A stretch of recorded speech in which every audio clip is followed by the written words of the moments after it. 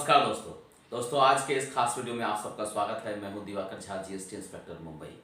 दोस्तों आज हम लोग बात करेंगे टेक्निकल रेजिग्नेशन की। टेक्निकल रेजिग्नेशन होता क्या है, सबसे पहले हम लोग देख लेते हैं कि रेजिग्नेशन हो क्या होता है। देखिए, जब आप अपॉइंटमेंट लेते हैं, जब आप जॉब ज्वाइन करते हैं और जॉब ज्वाइन करने के बाद आपको लगता है कि नहीं, यहाँ पर हमारी जो है दाल नहीं गलने वाली है, अच्छा नहीं लग रहा है मुझे, और आप चाहते हैं जॉब छोड़ने के लिए, दैट इज कॉल्ड रेजिग्नेशन।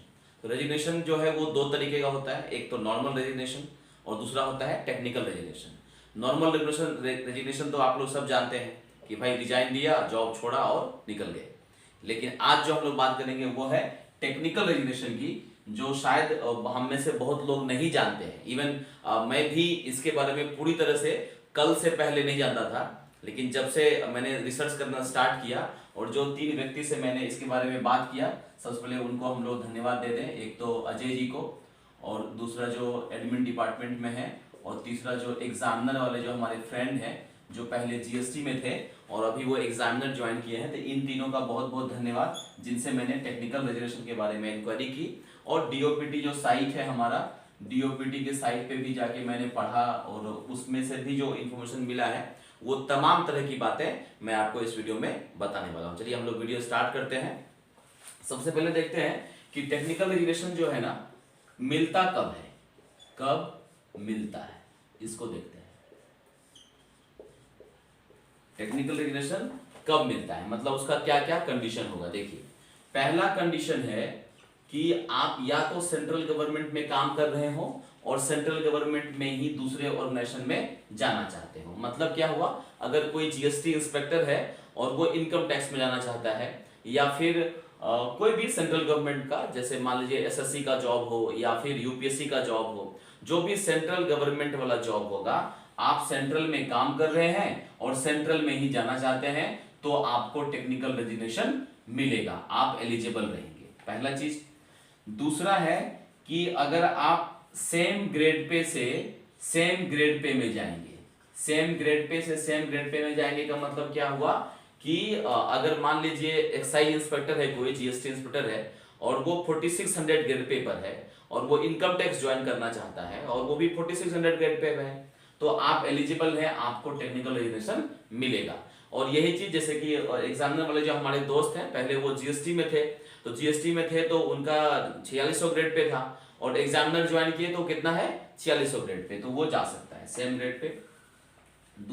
तीसरा है कि अगर आप लोअर ग्रेड पे पर हैं और हायर ग्रेड पे जाना चाहते हैं, जैसे मान लीजिए कोई जो है अगर टीए है, सपोज 2400 ग्रेड पे है टीए का, और 2400 ग्रेड पे से वो 28 पे जाना चाहता हो, या फिर 4200 ग्रेड पे पर जाना चाहता हो, या फिर 46 पे जाना चाहता हो, तो आराम से वो जा सकता है। और नेक्स्ट है, सबसे इंपॉर्टेंट जो है वो है high grade pay, high grade pay से लो ग्रेड पे, जहां पर बहुत सारा कंफ्यूजन रहा है दोस्तों। इवन मुझे भी कल से पहले पता नहीं था कि कोई अगर हाई ग्रेड पे पर है, मतलब क्या हुआ कि अगर कोई जीएसटी इंस्पेक्टर है और वो टीए ज्वाइन करना चाहता है, अगर वो एक्साइज इंस्पेक्टर है और वो टीए 2400 ग्रेड पे वाला कोई जॉब ज्वाइन करना चाहता है, तो क्या उसको टेक्निकल रेजिग्नेशन मिलेगी। तो ये कंडीशन है कि जरूर मिलेगी। अगर पहला कंडीशन है सेंट्रल गवर्नमेंट से सेंट्रल गवर्नमेंट, और सेम ग्रेड पे से सेम ग्रेड पे, लोअर से हाई ग्रेड पे, और सबसे इंपॉर्टेंट हाई ग्रेड पे से अगर आप लो ग्रेड पे जाना चाहते हैं तो भी आप एलिजिबल हैं टेक्निकल रेजिग्नेशन के लिए। ये मैं कहां से बता रहा हूं, ये बता रहा हूं मैं डीओपीटी की साइट से। डीओपीटी की साइट पे जब आप जाएंगे, department of personal and training, department of personal and training, इस साइट पे जब आप जाएंगे तो वहां पर 5 अगस्त 2020, मतलब आज से समझ लीजिए कितना हो गया, 4 2 6 महीना पहले का ये जो है डीओपीटी का ओएम आया हुआ है, ऑफिस मेमोरेंडम आया हुआ है। और इस ऑफिस मेमोरेंडम में लिखा हुआ है कि अगर आप लो ग्रेड पे से हाई ग्रेड पे जाते हैं तो आपको पे प्रोटेक्शन मिलेगा, और आपकी सैलरी जो है, सॉरी, हाई ग्रेड पे से अगर लो ग्रेड पे जाते हैं तो आपकी सैलरी जो भी हाई ग्रेड पे आप ड्रॉ कर रहे थे, वही सैलरी आपको यहां पर स्टार्ट होती है। ये तो हो गया एक कंडीशन कि क्या क्या होना चाहिए। हाँ, एक सबसे इंपॉर्टेंट कंडीशन है, कॉम्पिटेंट अथॉरिटी जो है आपका, वो आपको कॉम्पिटेंट अथॉरिटी जो है वो आपको अलाउ करेगी, ये ध्यान रखिएगा। जो जहां पर भी आप जॉब कर रहे हैं, जो आपका कॉम्पिटेंट अथॉरिटी है वो आपको अलाउ करेंगे और वो आपको जो है एक्सेप्ट करना चाहिए आपका जो टेक्निकल रजिस्ट्रेशन है, तभी वो होता है। एक्सेप्ट करने का जो ग्राउंड है वो मैंने बता दिया कि सेंट्रल से सेंट्रल में ही होगा। हाँ, यहाँ पर कंफ्यूजन है बहुत लोगों को कि सेंट्रल से स्टेट में जाएंगे कि नहीं जाएंगे, तो ध्यान से समझिएगा। अगर आप सेंट्रल गवर्नमेंट में हैं और स्टेट गवर्नमेंट में जाना चाहते हैं तो आप एलिजिबल नहीं है। अब इसको देख लेते हैं कि कैसे कैसे आप एलिजिबल नहीं है और कौन कौन एलिजिबल नहीं है, इसको देख लेते हैं। दोस्तों, इसके बारे में बहुत सारा कंफ्यूजन लोगों को रहा है। इवन मैं YouTube पर भी देख रहा हूं कि बहुत सारे ऑथेंटिक वीडियो इस पर नहीं आया हुआ है, इसलिए मैंने अच्छे से रिसर्च करके ये वीडियो बना रहा हूं। देखिए, सेंट्रल से स्टेट में जाएंगे आप, टेक्निकल रेजिग्नेशन आपको नहीं है, अप्लीकेबल नहीं है। स्टेट से आप सेंट्रल में जाएंगे, आप अप्लीकेबल नहीं है। सेंट्रल से आप PSU में जाएंगे, आप अप्लीकेबल नहीं है। PSU से आप सेंट्रल में जाएंगे, आप अप्लीकेबल नहीं है, एलिजिबल नहीं है। कंडीशन समझ में आ गया? तो सिर्फ एक चीज याद रखना है कि आप फुल्ली सेंट्रल गवर्नमेंट एम्प्लॉय हो और सेंट्रल गवर्नमेंट में ही कहीं आप जाना चाहते हैं कोई भी सेक्शन में, तो आप एलिजिबल हैं। अदरवाइज और दूसरा कोई भी कंडीशन जो है यहां पर फुलफिल नहीं होगा, आप एलिजिबल नहीं होंगे। यहां तक क्लियर हो गया कि कौन कौन एलिजिबल है और कौन कौन एलिजिबल नहीं है। अब हम लोग चलते हैं कि जब आप एलिजिबल हैं तो उसके लिए आपको करना क्या होता है। मतलब अगर आप टेक्निकल रेजिग्नेशन लेना चाहते हैं तो करना क्या होगा, करना क्या होगा, इसको समझिए। देखिए, सबसे पहला है कंडीशन कि आपको प्रायर इंटीमेशन देना पड़ेगा। जहां पर भी आप जॉब कर रहे हैं, जिस भी डिपार्टमेंट में, मान लीजिए कोई GST में है, तो जैसे ही आप फॉर्म भरते हैं, समझिएगा ध्यान से, फॉर्म जब आप भरते हैं उसी समय आपको इंटीमेशन देना पड़ता है आपका प्रेजेंट डिपार्टमेंट को। इंटीमेशन दे दीजिए कि जो भी आपके कॉम्पिटेंट अथॉरिटी, उनको आप लेटर लिख सकते हैं कि सर मैंने ये फॉर्म भरा है और इसका जो है एग्जाम अभी ड्यू है, एग्जाम आने वाला है, लेकिन आने वाले समय में मैं इस एग्जाम में अपीयर होने वाला हूं। तो ये एक इंटीमेशन, एक लेटर के माध्यम से सिंपल एक आवेदन देना है आपको, और वो आवेदन देके आप इंटीमेट कर सकते हैं। पहला कंडीशन हो गया। दूसरा कंडीशन है कि आप जब ज्वाइन कर रहे हैं किसी दूसरा डिपार्टमेंट, या जब आप जैसे मान लीजिए कोई अभी 2017 बैच के जो बच्चे हैं, 2017 बैच से जो भी SSC ज्वाइन किए हैं, तो उन्होंने क्या किया होगा, ज्वाइन करने से पहले ही उन्होंने फॉर्म भरा होगा। तो इनके लिए क्या कंडीशन है? इनके लिए कंडीशन है कि जब आप डिपार्टमेंट ज्वाइन कीजिएगा, जब आप डिपार्टमेंट ज्वाइन कीजिएगा तो आप इंटीमेट कर दीजिए आपके कॉम्पिटेंट अथॉरिटी को कि हमने फला फला जो फॉर्म है, फला फला एग्जाम का फॉर्म हमने भरा हुआ है, जिसका कि ये डेट को एग्जाम है। एक तो ये तरीका हो गया कि हमने पहले ही फॉर्म भरा था और उसका एग्जाम ऐसे ऐसे है और मैं यहां पर अपीयर होने वाला हूं या वाली हूं, वो आप कर सकते हैं। दूसरा है कि जब आपका एग्जाम आएगा, जैसे मान लीजिए अभी जो हमारे ऑफिस में 2017 बैच के जो इंस्पेक्टर हैं, उनका भी 2018 का भी DV होने वाला था, तो वो लोग एक लेटर दे दिए कि हम लोग जो है इंटीमेशन दे दिए कि हम लोग जो है DV के लिए जा रहे हैं, या UPSC का प्रीलिम्स का फॉर्म भरना है, तो वो इंटीमेशन आपको दे देना पड़ेगा एग्जाम देने से पहले।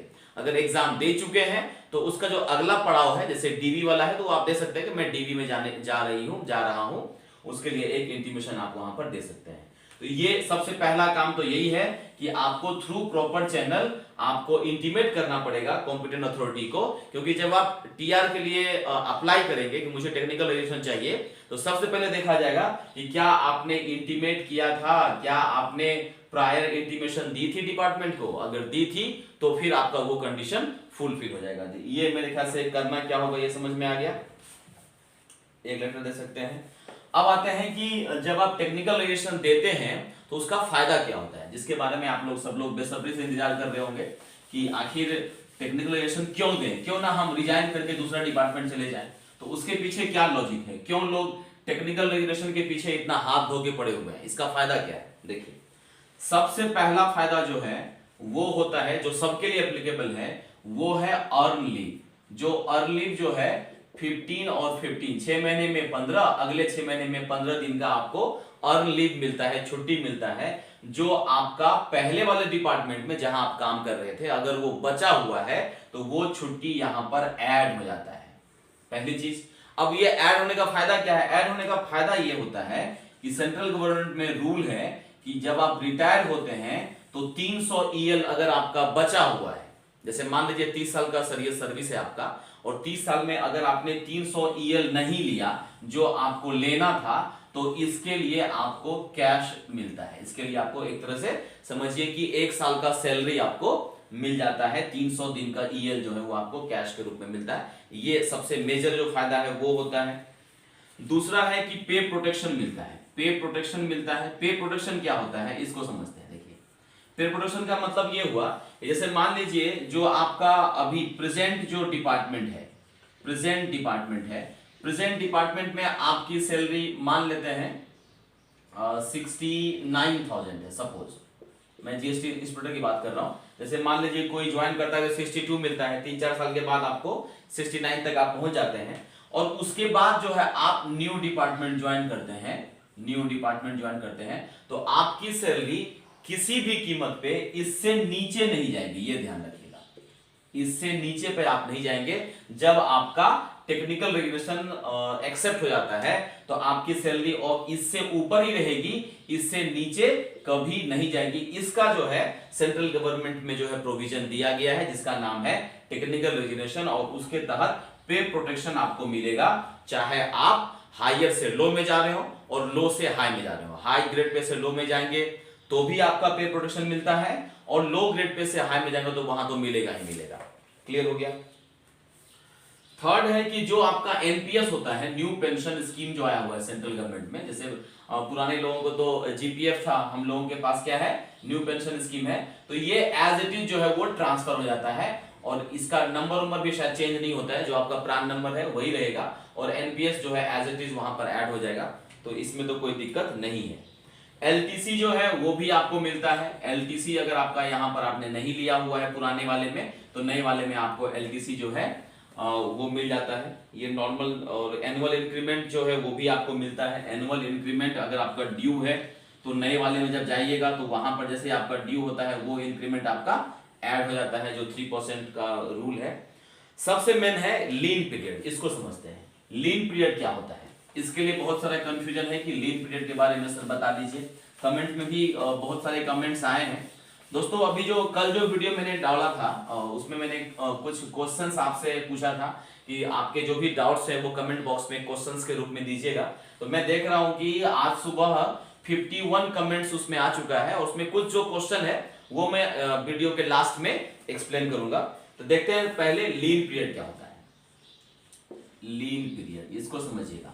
लीन पीरियड जो है ये नॉर्मली क्या है कि जैसे मान लीजिए कोई जीएसटी डिपार्टमेंट ज्वाइन किया है, जीएसटी डिपार्टमेंट ज्वाइन किया और 2 साल का प्रोबेशन उनका कंप्लीट हो गया, 2 साल का प्रोबेशन कंप्लीट हो गया, और एक जो एग्जाम होता है, नॉर्मल एग्जाम होता है, डिपार्टमेंटल एग्जाम, वो अगर वो पास कर चुके हैं तो फिर वो कंफर्म हो जाता है, कंफर्म हो जाता है।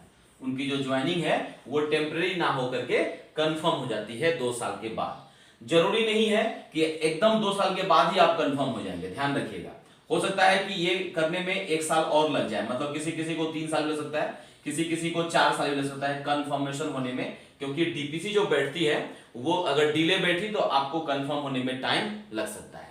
मतलब क्या हुआ कि लीव पीरियड जो है वो अगर आपको ऑप्ट करना है, अगर उसका फायदा आपको लेना है, तो कंडीशन है कि आपकी जो ज्वाइनिंग है वो प्रोबेशन में ना हो, आप कंफर्म होना चाहिए, आप उस डिपार्टमेंट के कंफर्म एम्प्लॉयमेंट होना चाहिए, मतलब परमानेंट एम्प्लॉय होना चाहिए, और टेम्परेरी नहीं होना चाहिए, ये ध्यान रखना है, और प्रोबेशन में नहीं होना चाहिए, ये ध्यान रखना है। अगर आप कंफर्म है और कंफर्म होने के बाद अगर आपने ये टेक्निकल रेजुलेशन लिया हुआ है तो इसका फायदा क्या है। देखिए, मान लेते हैं कोई जो है 2400 ग्रेड पे पर काम कर रहा है और उसने यहां पर कंफर्मेशन ले लिया है 2 साल का।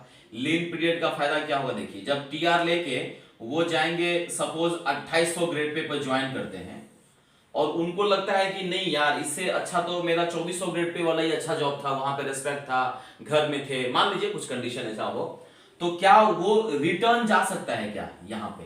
तो रिटर्न वो तभी जा सकता है जब वो जहां से आया है वहां पर कंफर्म हो, पहली चीज। जहां से आया हो वहां पर वो कंफर्म हो, मतलब परमानेंट एम्प्लॉय हो, और जहां से वापस जाना चाह रहा है, मतलब यहां से वापस जाना चाह रहा है, तो यहां पर उसका प्रोबेशन कंप्लीट ना हुआ हो, मतलब यहां पर वो कंफर्म नहीं हुआ हो, ये ध्यान रखिएगा। अगर मान लीजिए यहां पर कंफर्म हो जाता है तो फिर वो नहीं आ सकता है। इसका मतलब क्या हुआ कि अगर यहां पर कंफर्मेशन की पीरियड 2 साल की है तो 2 साल के अंदर ही वो पेरेंट जो डिपार्टमेंट है उसमें जा सकता है, 2 साल के अंदर ही। अगर यहां कंफर्म हो तो फिर नहीं जा पाएगा, ये ध्यान रखिएगा। तो इसका मतलब ये हुआ कि लीन पीरियड अगर आप लेते हैं तो यहां पर ऑप्शन आपका दोनों खुला रहता है कि अगर आप अभी जो डिपार्टमेंट में है वहां से दूसरे डिपार्टमेंट ज्वाइन करते हैं, तो दूसरे डिपार्टमेंट से पुराने मतलब अभी वाले में आना चाहते हैं, ओल्ड में आना चाहते हैं, तो कंडीशन है कि आपका प्रोबेशन यहां पर कंप्लीट हो जहां से जाना चाहते हैं, और जहां आप जाएंगे वहां पर कंप्लीट नहीं करना है आपको प्रोबेशन, अगर वापस आना है तो। क्योंकि यहां पर अगर कंप्लीट हो गया तो फिर आप वहां से वापस नहीं जाएंगे। मेरे ख्याल से ये क्लियर हो गया। तो इसका मतलब क्या हुआ कि कोशिश ये करनी है, मान लीजिए कोई जो है इंस्पेक्टर है, सपोज इंस्पेक्टर है और ये साउथ में है। जैसे बहुत लोगों का क्वेश्चन है कि सर साउथ में चेन्नई में मुझे जीएसटी इंस्पेक्टर बन रहा हूं तो क्या कंडीशन होगा, इसको देखिए। इंस्पेक्टर है आप चेन्नई में, मान लीजिए यहां पर आपने 2 साल कंप्लीट कर लिया और कंफर्म भी हो गए, ठीक है, परमानेंट हो गए। उसके बाद आप टीए ज्वाइन कर लिए, कहां ज्वाइन कर लिए, मान लेते हैं हरियाणा में ज्वाइन कर लिए, टीए ज्वाइन किए, लेकिन आपको लगता है कि नहीं टीए बेकार है, ये मजा नहीं आ रहा है, तो अगर आप यहां जीएसटी इंस्पेक्टर में अगर आप कंफर्म थे तो आपके पास ऑप्शन है कि टीए से 2 साल के अंदर आप दोबारा से चेन्नई जाके इंस्पेक्टर ज्वाइन कर सकते हैं। ये जो मैं बता रहा हूं ये नया चीज है, ये मेरे ख्याल से किसी वीडियो में आपको नहीं मिलेगा, क्योंकि अभी अक्टूबर में ही ये डीओपीटी की गाइडलाइन है कि हायर से लो में आप जाएंगे तो लो से मतलब यहां टीए से इंस्पेक्टर जा सकते हैं, इसके लिए 2 साल के अंदर आप यहां पर वापस भी जा सकते हैं। लेकिन अच्छी बात यह है कि टीए ज्वाइन करने के बाद भी आपकी सैलरी जो है पे प्रोटेक्शन मिलेगी, तो आपकी सैलरी इंस्पेक्टर वाली ही मिल रही है, ठीक है। इसको मैं इस वीडियो में यहीं तक रहते हैं, और फिर कल जो है हम लोग बात करेंगे वो रहेगा पे प्रोटेक्शन पे, कि पे प्रोटेक्शन जो है वो कैसे मिलता है अगर आप हाई से लो में जाते हैं या लो से हाई में जाते हैं या सेम ग्रेड पे से सेम ग्रेड पे में जाते हैं, तो आपका सैलरी कहां से शुरू होता है, और जब आप डिपार्टमेंट ज्वाइन करेंगे तो वहां पर इंक्रीमेंट मिलता है तो वो कैसे मिलता है, वो सब तमाम तरह की बातें हम लोग नेक्स्ट वीडियो में करेंगे, दैट इज कॉल्ड पे प्रोटेक्शन। तो इस वीडियो में इतना ही दोस्तों। आपके जो भी कमेंट्स हैं वो भी अगले वीडियो में ही ले पाऊंगा, क्योंकि ऑलरेडी 15 मिनट का वीडियो बन चुका है। तो आपके जो भी कमेंट्स हैं, बहुत लोगों का जवाब तो यहाँ मिल चुका होगा, और जिनका जवाब नहीं मिला है वो हम लोग पे प्रोटेक्शन के बाद जो है कमेंट सेक्शन में उनके कमेंट के जवाब भी एक एक करके देते हैं। Thank you.